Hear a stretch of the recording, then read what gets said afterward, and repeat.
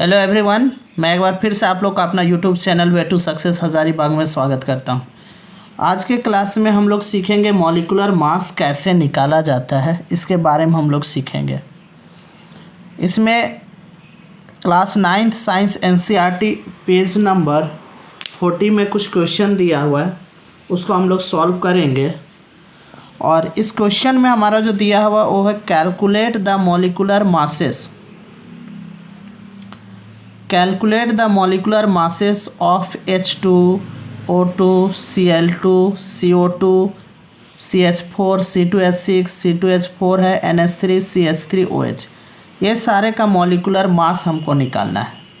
कैसे molecular mass निकाला जाता है इसके बारे में हम लोग सीखेंगे, ठीक है। तो चलिए बारी बारी से हम लोग निकालते हैं। फर्स्ट जो हमारा है उसमें हमारा H2 है, हाइड्रोजन का मॉलिक्यूलर मास हम लोग कैसे निकालेंगे इसके बारे में देखेंगे।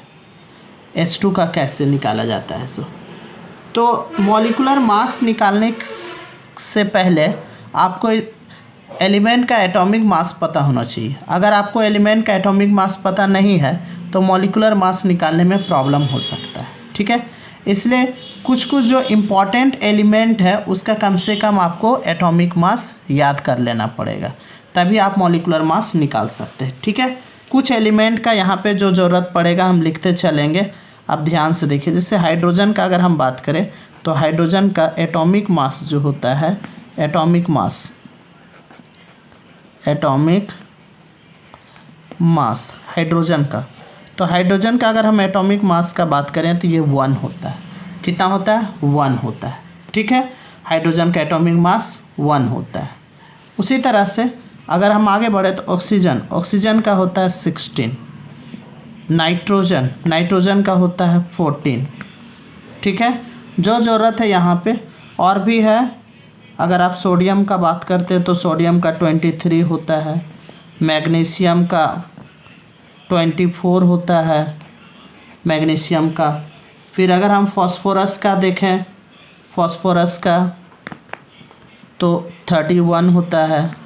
अगर हम कैल्शियम का बात करें तो कैल्शियम का 40 होता है, ठीक है। और भी है, कैल्शियम हो गया। अगर आप क्लोरीन का बात करते हो क्लोरीन का, तो क्लोरीन का होता है 35.5 होता है, ठीक है। पोटाशियम का 39 होता है। तो ये सब कुछ इम्पॉर्टेंट एलिमेंट है जिसका एटॉमिक मास याद होना चाहिए, क्योंकि जब तक आपको एटॉमिक मास याद नहीं रहेगा तो आप मॉलिक्यूलर मास निकाल नहीं सकते हैं। आपको एटॉमिक मास हर हाल में याद कर लेना है। जैसे हाइड्रोजन का 1, ऑक्सीजन का 16, नाइट्रोजन का 14, सोडियम का 23, मैग्नीशियम का 24, फास्फोरस का 31, कैल्शियम का 40, क्लोरीन का 35.5, पोटाशियम का 39। तो ये सब याद कर लेंगे, ठीक है। अब देखिए, पहला जो हमारा यहाँ पे क्वेश्चन था वो क्या था। पहला हमसे पूछा था कि calculate the molecular masses of H2, O2, Cl2, मतलब सबसे पहले हम यहाँ पे जो निकालना चाह रहे तो हाइड्रोजन का। तो अगर आप H2 में बात करते हैं, हाइड्रोजन का अगर निकालना चाहेंगे तो देखिए हाइड्रोजन का यहाँ पे देखिए हाइड्रोजन का 2 एटम है, H2 है, मतलब हाइड्रोजन का 2 एटम है। तो हाइड्रोजन का होता है 1, तो यहाँ लिखेंगे 1। और चूँकि 2 एटम है इसलिए यहाँ पे 2 लिखेंगे, ठीक है। और इसको मल्टीप्लाई कर देंगे 1 को 2 से, कितना हो जाएगा 2U। तो ये हाइड्रोजन का हो गया। इसी तरह से अगर आपको ऑक्सीजन का निकालना है, O2 का, देखिए O2 का कैसे निकालेंगे। तो ऑक्सीजन का देखिए, ऑक्सीजन का होता है 16, तो यहाँ पे लिखेंगे 16 × 2, तो ये हो जाएगा 32U हो जाएगा, ठीक है। अब अगर आपको क्लोरीन का निकालना है, Cl2 का, तो क्लोरीन का देखिए, क्लोरीन का हमने बताया था क्लोरीन का 35.5 होता है। तो 35.5 × 2, तो मल्टीप्लाई कर देंगे तो 71U आएगा। कितना आएगा? 71U आएगा, ठीक। और भी देखिए CH4, इसको हम लोग मीथेन बोलते हैं। क्या बोलते हैं इसको? मीथेन बोला जाता है। CH4 का नाम है मीथेन, इसको हम लोग मीथेन बोलते हैं CH4 को, ठीक है। देखिए इसका कैसे निकालेंगे, यहाँ ध्यान से देखिए, एक कार्बन है, कार्बन 1 है, तो कार्बन का देखिए, कार्बन का 12 होता है, कार्बन का कितना होता है 12 होता है, ठीक है। यहाँ पे हम लिख दे रहे हैं कार्बन का एटॉमिक मास होता है 12, ठीक।